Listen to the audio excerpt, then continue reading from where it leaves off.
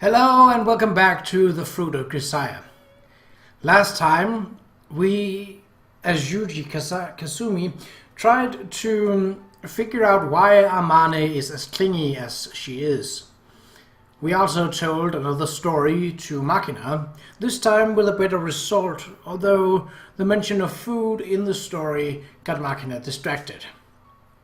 So now, let's continue.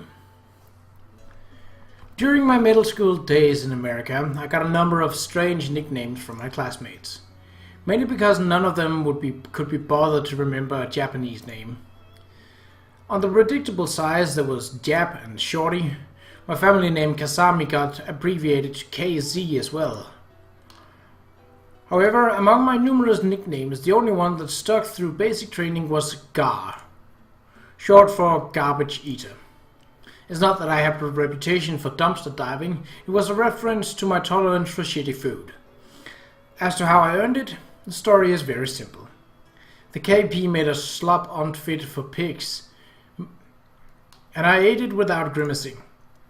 Freeze-dried scrambled eggs, pork and beans made from scraps of ham, bread with peanut butter, and ridiculously stringy mystery meat were the staples. Every one of them had a weird chemical aftertaste, and they were all disgusting. Rumor had it that the secret sauce was gasoline. As for the chocolate cake we got for dessert, it was more commonly and accurately described as a dessert. That cake was legendary for being inevitable. No matter how starved you were, it would end up stuck in your throat as a dry lump. But I ate it, and all the rest without complaining. Probably because I was living rough from a young age, I've never been what you'd call a picky eater. To put it simply, as long as my belly was full and my body was getting what it needed, the taste wasn't a concern. So, even those 3 torturous meals a day didn't inspire any serious complaint from me, but the people around me must have thought I was some sort of freak. And after a while my nickname became Garbage Eater, then eventually just Gar. Hey Gar, just how shitty a cook was your mom? I had a set response to this one. My mom didn't cook much, she was too busy screwing your dad's brains out. As far as my jokes go, I thought it was kind of witty, but that line didn't get that many laughs. I guess my delivery was a bit too stony. Well then, what should I do for dinner? I don't particularly feel a desire to eat, but if you don't take meals at 3 regular times a day, it throws off your body's clock and leaves you more susceptible to fatigue. To tell the truth, I view meal as nothing more than an element of maintaining my physical condition. As long as I'm getting sufficient nourishment, I'm not that caught up when or what I eat. When I spend any effort considering things like that, all I end up thinking about is how much of a pain in the ass it's going to be to make something. And eventually the act of eating itself starts to feel like a nuisance. My normal pattern is to just throw something together from my supply of canned and dried food. Yuuji-kun, you around? You were here after all. Well, this is my room. Amane barges in like she owns the place, no longer even bothering to knock. But I'm already getting used to it, I guess. Probably because I've experienced a lot of emergency summons, it didn't get to me that much in the first place. I told you to come to my room at 7 for dinner, you know. Why didn't you show up? You kept Makina and me waiting in front of the food. As she speaks, I notice that Amane is holding a plate piled with crab legs in her hands. Didn't I say you should come help us eat the crabs I got from home? I do recall such an event. I also recall responding, if I'm in the mood. Not that I'd definitively be there. Yes, but I said that you and Makina should go ahead and eat if I didn't show up on time. What? Do you hate crab or something? Actually, I would. I'm allergic to shellfish, make my throat swell up and makes it very hard to breathe. And just the smell of shrimp or crab or lobster actually makes my throat, the skin of my throat and neck itch. So, yeah, that's probably not a good idea for me. But Yuuji might not. Not really. I know, it's too much of a pain to peel off the shell, right? Makane says the same thing. Not that she won't gobble them down if I do it for her. Of course, after I cracked it all open for her, she started yelling about her new invention, the crab croissant, wrapping it in pieces of bread. That girl just doesn't understand the value of things. After all that, she finishes off by telling me, fish paste's yummier. So rude. Probably just means that Makane places more importance on how easy it is to eat. Honestly, I think I'd go for crab paste over crab myself. What the heck? You children disappoint me. There's lots of boys and girls in this world who can't eat even if they want to, you know? That certainly is true. If you understand, then stop complaining and eat up. I'll peel it for you. Look, I wasn't really complaining, and I can take care of the shell on my own. In the first place, just what were you going to eat if I didn't show up? Oh, you cooked some rice? How long ago? It's all stiff. Hey, hands off!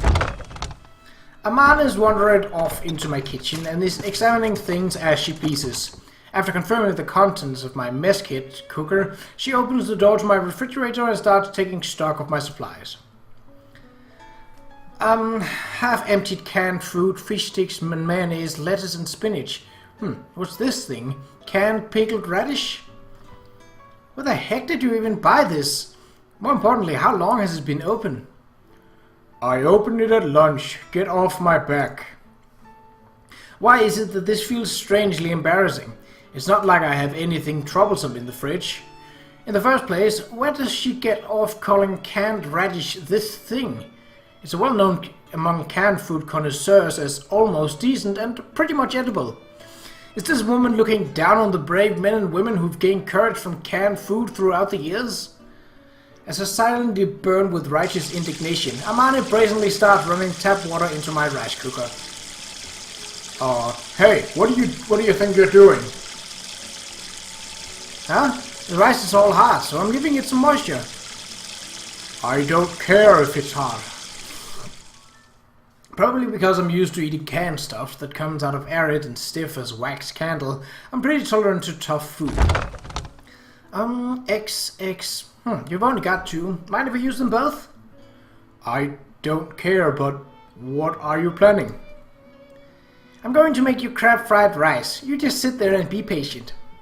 Well, I suppose pretty much anyone can handle fried rice, especially for a woman. The somewhat prejudiced assumption is that you'll have a basic skill like that. Fact is, out of all the women I've met so far, the only one who couldn't make edible fried rice was my master. Still, I can't quite hide a certain anxiety. Not that Amane is paying any attention, humming to herself as she cracks open the eggs. After shaking salt and pepper onto the egg, she mixes the lightly rinsed rice, and then adds bits of crab meat, only about half of what she brought, and finely chopped radish. She heats a frying pan coated with mayonnaise rather than oil, as the lettuce and spinach she plundered from my fridge, and throws in the rice mixture according to her own timing. Sticking the back of her ladle into the mix, she vigorously clatters it around the frying pan, messily stir-frying the food. When Amane decides it's done, she uses the bowl as a mold to form the rice into a perfect hemisphere, then tosses it onto the plate. This wouldn't look out of the place in a Chinese restaurant. And the finishing touch! Dressing the leftover crab meat with mustard and mayo, she drops it with a thud on top of a heap of fried rice on the plate. Okay, sorry to keep you waiting. So she says, but it hasn't even been 10 minutes since Amane started to cook. The imposing pile of steaming fried rice on my plate looks pretty damn impressive for something cobbled out of leftovers and in such short time. By the way, don't you have a bigger table or something? You don't seem to have many plates either. Should I bring a few next time? Not necessary. I have what I need. The table is a small coffee table, for one, that Sachi dragged out of some storeroom as stopgap measure. And the frying pan and what tableware I have are things I picked out carelessly at a local 100 yen and hardware stores, but since I'm living alone, it's all perfectly adequate. No point in getting more dishes when I'm only eating off one. Just means more things to wash. True, I guess you don't seem to be backed up on dishes at least. Noticing something as she speaks, Amane returns to the kitchen and starts to rustle through a plastic bag in the corner. Is this garbage? Can I throw it out? Yeah. I've been throwing my empty oolong tea bottles in that bag, and before I knew it I had something of a pile, but I was uncertain about the timing to throw them out. Tomorrow's recycling day, so I'll take it out with mine. With well-practiced movement, she peels off the labels, removes the caps, and skillfully cuts off the plastic rings with the tip of a kitchen knife. Finally, she lightly rinses the bottles themselves with tap water. Judging from the smooth motion of her hands, she's repeated this often enough to gain mastery of an assembly line worker. Clearly, she's something of an eco-friendly woman. Okay, I'm going back to my room. When you're done, make sure to soak the plate in the sink, okay? I'll come wash it later. No, I can take care of that myself. Sorry for the hassle.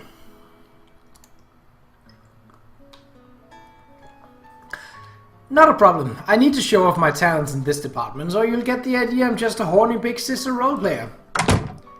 With a quick goodbye, Amane heads out of the room, not waiting for my impressions of the crab fried rice. I had the idea that a busybody woman like her would be more likely to hang over my shoulder, pestering me for compliments, but she just popped in all of a sudden, cooked me in a flash, and then left just as quickly. It might be the influence of dealing with that whimsical machina all the time. Let's eat. Unfortunately, I don't have a Chinese spoon in this room, so I'll have to make do with a standard Western variety. I jab my spoon into the mountain of steaming fried rice and quickly throws them into my mouth. Not bad at all. Even someone as disinterested in food as me can tell when something tastes good. The salt seasoning feels a bit thin, but this is probably how it should be if you're thinking about healthy sodium intake.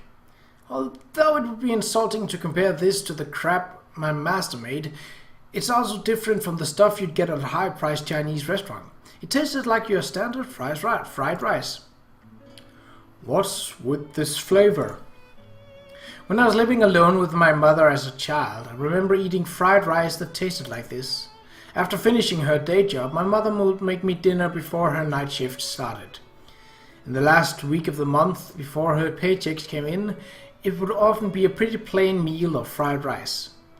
When all she could put on the table was fried rice with a bit of pink fish paste added, she would apologize as I ate. I'm sorry, this is all we got. Unlike the fried rice Amane just made, there was never anything extravagant like crab thrown in, and Amane's cooking skill seems to be better as well. So why is it that they taste similar? Where is this slight melancholy coming from? Well, it doesn't matter as long as it's good. When I was a kid, anything I ate tasted good. That part of me hasn't changed too much.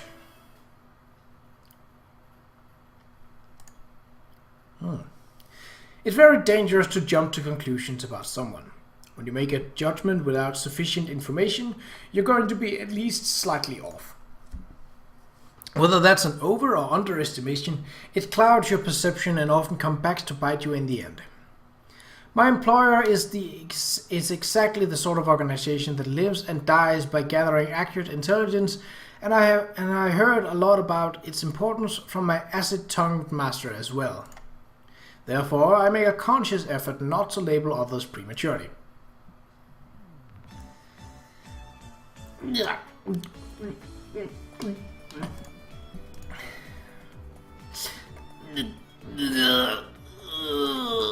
Sour is so sour. That's it.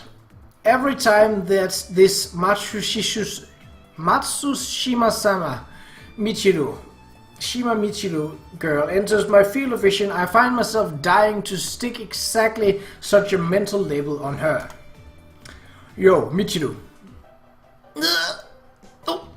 What? Yuuji? I've been standing in front of you for a while now. Why are you acting like you just noticed? Give me a break here, I was concentrating. You didn't even register. I didn't even see you. It was a poor visibility conditions, got it? I see. Understood. But that utter lack of awareness might cost you your life someday. Please make sure to look both ways for cars before you cross the road. Shut up, stupid! I offered an appropriate warning given your actions. Why the verbal abuse?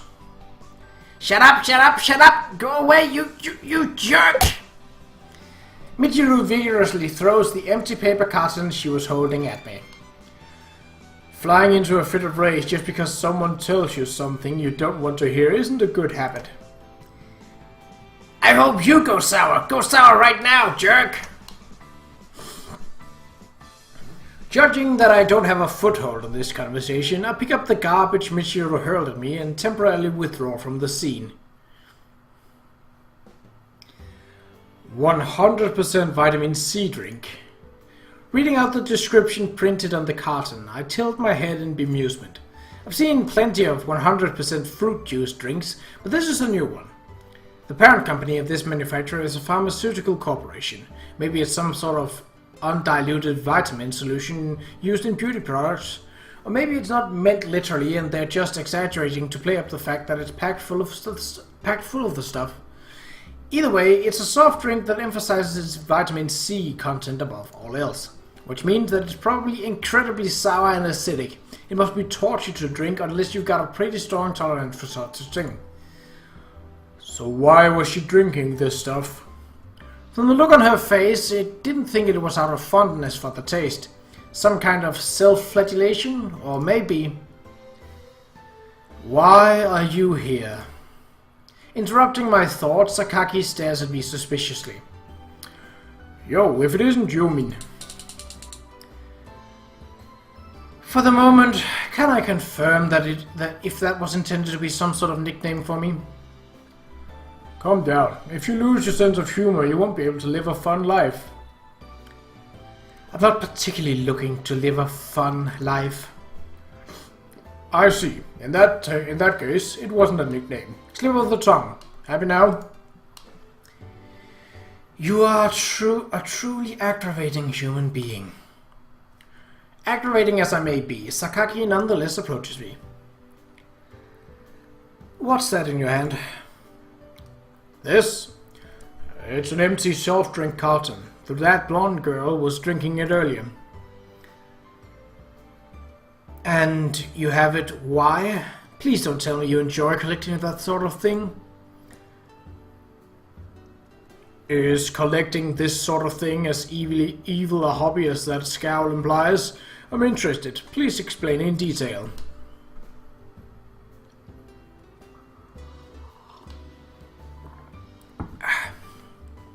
Why don't you look it up online if you're so curious? For some reason, Sakaki is trembling with anger. Seems I still can't anticipate what will trigger this woman's wrath. To return to the subject, that's the one Matsushima-san is always drinking while making that terrible face. Right, I wanted to ask about that. Why is she drinking something she so plainly hates? Did she lose a bet? Is she being bullied? Was she placed under some malevolent spell? There's really no middle ground in your thinking, is there? Alright, correct me. I don't have an answer either. I haven't gotten too involved with the girl. In the first place, she's just a classmate. I don't have any particular interest in her. And yet, I'm pretty sure you knew this was Michiru's carton before you asked. Does mocking people like this come naturally to you, or do you save it specifically for me? I was just trying to explore an apparent logical inconsistency. The wrinkles in Sakaki's forehead grow deeper and her glare sharper. Apparently there are some logical inconsistencies best left unexplored when she's around, specifically those concerning her contrary personality. The girl does eat a lot of sweets and such. Maybe she's just interested in a variety of tastes. Now that you mention it, it seems she's always carrying Ramuni candies around. My, you're a fairly observant one yourself. Does Matsushima-san interest you? Are you interested in knowing whether I'm interested in Michiru? I'm making a mental note not to talk too much around you. Goodbye. With an extremely displeased expression, Yumiko leaves the roof. There sure are a lot of troublesome girls in this place. After spending a little time sharing dorm with them, it's pretty obvious that everyone in this place has a few screws loose and probably a few skeletons in the closet as well. Amane and Sakaki aren't easy to deal with in the first place, and there seems to be more to them than they're letting on. The same is probably true of Makina and Sachi. That said, when it comes to that bottle blonde, no matter how many times I try to look below the surface, I keep hitting rock bottom right away. If she's got any hidden depths, they're very well hidden. In other words, I've got a persistent suspicion that she's an idiot. Still, it's too early to label her. I should bide my time and get a better idea of her personality before reaching any conclusions. But seriously, now. Person. Okay. Whoa. What are you doing? Gah! You again! What are you spying on me for? I'm not spying on you, I just happen to be here. Leaving that aside, are you drawing the character for person on your hand? That's a pretty stale superstition. What's it to you? This works wonders for heartburn and indigestion. Mind your own business. Heartburn and indigestion? That's right. Just draw the character on your hand, then pretend to eat it. Bam! You're cured. It's an amazing magic spell. I'll let you imitate it if you ask nicely. Sure. Might come in handy sometime. Don't forget to show your gratitude when that day comes. Michiru-sama's body works in such convenient ways, I'm rather envious. I thought the drawing on your hand thing was supposed to calm you down before a big public speech or whatever. Since when did it become a replacement for acetylene sulfonate sodium? While I'm sadly ignorant of its exact chemical composition, it's an undisputed fact that inside Michiru-sama's body is a land of many wonders. You're pretty cruel, Sachi. Am I? In what respect? Never mind.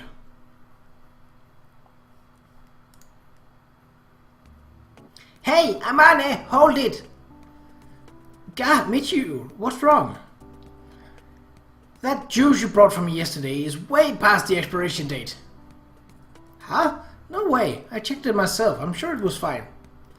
Take a look for yourself. Here, it says May 3rd. A whole month? Let me see that. Michiru? Don't worry, I'm not mad or anything. Just admit that even a perfect housewife like you slips up sometimes. What year is it? I'm not an idiot. It's 2012, of course. It's 2011. Wait, it is? It is indeed. Then this date, yes, the expiration date on this thing is May of 2012, a whole 11 months from now. Understand? And you come in here accusing me of, gotta go make dinner, sorry to bother your money.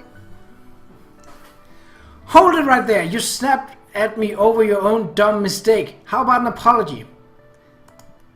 She ran away. Yo. Ah, Yuuji-kun, were you watching? Ever since your polite greeting of ga toward your classmate. After you spend enough time with that girl, that's a natural reaction. I think I can see where you're coming from. Pile enough of these cases together and I can't help but bring my deadline for a conclusion forward. One day the topic of Michiru comes up when we're all gathered together. Incidentally, the person in question is already in bed. Qa'Rajh's an alien. A unique theory. Sometimes she rolled this silver paper around her head and received transformation from space. That a fact? If you keep an eye on Qa'Rajh, you'll see it before long. Although I have no intention of taking anything Makina says seriously, the scary thing is, when she says this about Michiru, it almost feels plausible. An alien, is it? What? You have a thought about this? About that? I'm talking to myself, so could you please not butt in? You were mumbling something interesting, so I was curious. Sorry, please let me hear your delusions about Michiru the E.T. when you are in a better mood. Sorry if I rubbed you the wrong way, but try to keep in mind that I don't mean anything by it. How about you try not to rub me the wrong way instead? Well, anyway, I'm just glad the vacant head of hers hasn't put her life at risk. Perhaps the original Michiru-sama has in fact wandered off a cliff and died, and the current generation is an entirely different person. Sorry, Sachan, I think that's going a little overboard. I suppose you're right. More plausibly, there's a good chance Michiru-sama's brains haven't yet processed the fact that she's dead. That's really not any better. A devil lives inside Qa'Rajh. A devil? She's camouflaging herself with that show of idiocy, but once that veil is lifted, the heartless devil inside her will emerge at last and bathe the earth in our blood. Eek! What's the matter, Sakaki? Sounds like you suddenly caught your breath in fear. Did I not ask you to stop reacting to everything I do? I can do without the play-by-play commentary. I'm going to bed. This is getting a little frightening. Isn't it kind of cold tonight? Now that you mention it, it is a bit chilly. Better get under the covers before I catch a cold. Okay, good night everybody. Oni-chan, you just forget about Qa'Rajh and have nice dreams, okay? Is it really okay to just forget about her?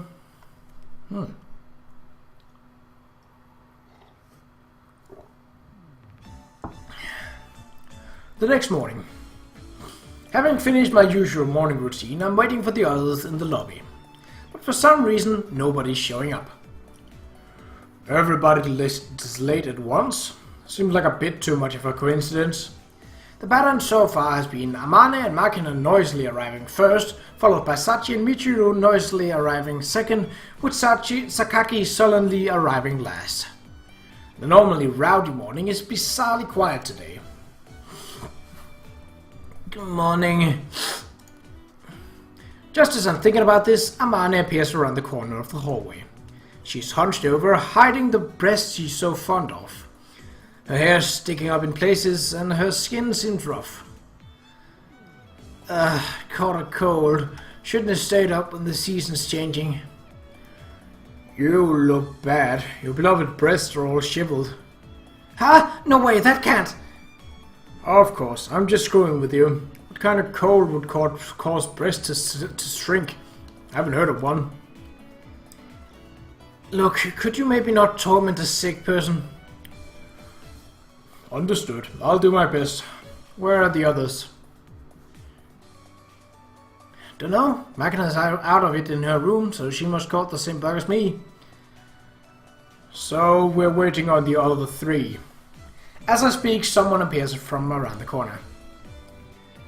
Good morning. Sachi, the next to arrive, has an equally severe case of the sniffles. Her maid uniform is disheveled, bringing to mind certain cheap Japanese pornos. Oh jeez, you too, Sachan? Yes, I'm truly a failure as a maid for such sloppy management of my health. In olden days, I would probably have been forced to kill myself to atone for my incompetence. I don't think there were many historical periods where catching a cold was punishable by death, Sachi. Ah, good morning, Kasumi-san. Where are the others? This is all of us so far. Marking us unconscious in a room. Sakaki. Just as I was speaking, I hear the sound of dragging footsteps from around the corner. It's obvious from a look at Yumiko's face that she's in a bad shape herself. She must be pretty out of it, since she hasn't noticed that her socks are strangely bunched up at her toe. Her hair's a mess too, with loose strands bouncing around with every step. Leave it. Mind if I ask what I'm supposed to believe in? I'm sure you're dying to get in your kicks, right? Leave it alone. Could you just direct your sadistic interest elsewhere for the moment? Understood. I won't come in your bunched up socks or those stray hairs you got all over the place. You better watch out once I get better. Yumiko's forehead creases in the usual way as she straightens her hair and fixes her socks. But the powerful aura of rage that normally accompanies her scowls isn't there. Yuuji-kun, you seem fine. Staying healthy is part of my job. So, the only ones healthy would be Kasumi-san and... Yes, come to think of it, I haven't seen her yet today. At the very moment, everyone's imagining a certain face. How pathetic, you guys! Michiru dramatically appears in the hallway as if she'd been lying in wait for the right moment to make her grand entrance. Probably because she had, in fact, been lying in wait for the right moment to make her grand entrance. She dabs her finger out at us in an apparent attempt at an impressive pose. You got to watch out when the seasons change. Sure enough, every one of you gets sick yet again. You're negligee with your health. I'm not sick. Also, did you mean negligent? Talk about negligee! Negligee! Ignoring me and her own poor grasp of the language, Michiru continues to harp on the negligee group. That's a hard word. Even though your energy is all you're good for, you catch a cold and stand around sniffling like idiots. Seriously pathetic. I don't want to hear this from you of all people. Likewise, ignoring Sakaki's crankiness, Michiru reaches into the pouch she's carrying, takes out a variety of boxes and plastic pouches, and places them on the common room table. Here, I got medicine and instant porridge ready. Everybody take your share, then go back to your room and get better at once. Understood? It pisses me off, but I can't talk back at this time. I'll take it with thanks, Michiru-sama. Thank me if you must, or rather, you must thank me. In a truly rare spectacle, the group obediently follows Michiru's orders. The girl seems overjoyed, almost disturbingly so. At times like these, for some reason that girl's always the only one who stays healthy. This has happened before. I don't know why, but Matsushima-san is the only one who doesn't catch the bugs that go around the door. Frankly, for a while I was suspicious she was poisoning us. Poisoning? Why are you lost in thought all of a sudden? You might not be too far off with that hypothesis. It's just that you aren't the ones being poisoned here. What? But once again I'm splendidly resistant to cold. I wonder why. Michiru tilts her head in honest puzzlement. A daily vitamin C intake on the level of self-poisoning, a sleep and activity schedule like that of a grade schooler, and a naturally tranquil, vacant mind. Combining all of these factors, it's no wonder she doesn't get sick often. Well, whatever. Come on, don't just stand there. Yumiko, take what you need and get back to your room. You don't have to tell me. Although her words sound defiant, Sakaki also obediently takes advantage of Michiru's kindness. Even if her willpower has been weakened by the cold, it doesn't seem like the Sakaki I know. I see. I've gotten something of a new perspective on this girl.